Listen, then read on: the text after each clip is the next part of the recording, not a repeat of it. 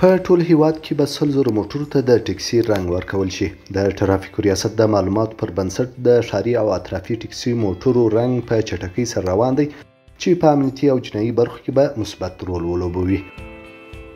د افغانستان د ټرافیکو عمومي رئیس زیاتوي شاوخوا 100,000 موټرو ته به د ټکسي رنګ ورکول شي چې دا پروژه به تر راتلونکو 3 کلونو پورې دوام ولري.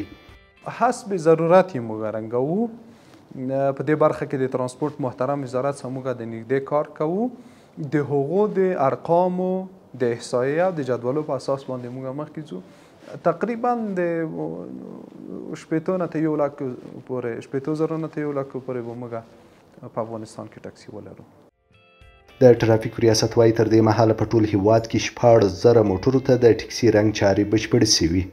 موږ ته دې مهاله د 15,000 تر 14,000 پورې په ټول افغانستان کې موټران رنګ لرو چې هغه اطرافي او شهري دواړه پکې شامل دي او دا پروسه دوام لري.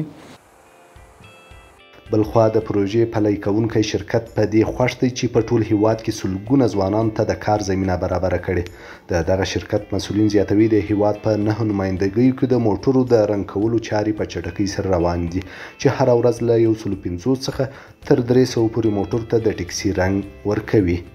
در 9 نمایندگی ما که در افلات افغانستان فعال است، گراف از 150 موتر الی 300 موتر متناوب است، فرق میکنه که این ارتباط میگیره به مراجعین که ابتدا میرن مراجعه میکنن به ریاست ترافیک. بعد از اینکه کارهای اداریشون از اونجا تمام شد، ریاست محترم ترافیک راجعشون میسازه برای ما.